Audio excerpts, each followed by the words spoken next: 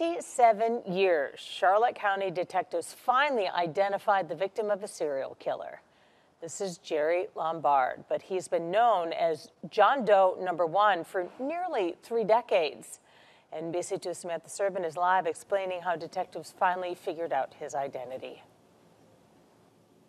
Within 1 mile of this intersection, 3 victims of the Hog Trail Killer died. The first body found here near the intersection of Tulip Street and Wyandotte Avenue finally has a name.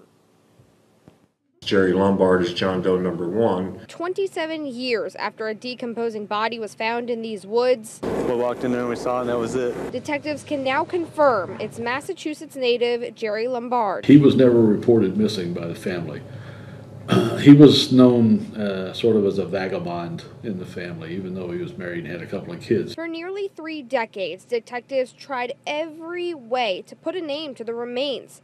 It took hands from all over the country. Finally, Genealogy and DNA technology. Authorities used Lombard's DNA to locate family, who in turn shared their DNA, which provided a positive ID. A lot of hands touched this one. Lombard was known as a drifter. Investigators believe that may be why the suspect targeted him.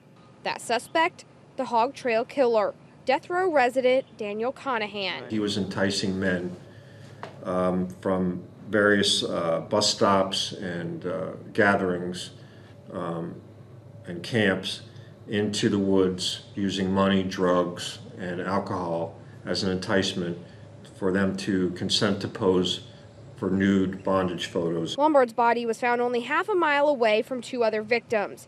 Detectives found rope marks on a tree near his body. And during that time, Mr. Conahan was using rope to tie these victims up to a tree, take the photographs, and eventually get behind them, cinch the rope, and kill them. As far as Conahan's comments, He's denied everything. now detectives need you to step in. They have an ID, but they don't know why Lombard was here. If you have any information or if you may have seen him around, give detectives a call. Live in Charlotte County, Samantha Serban.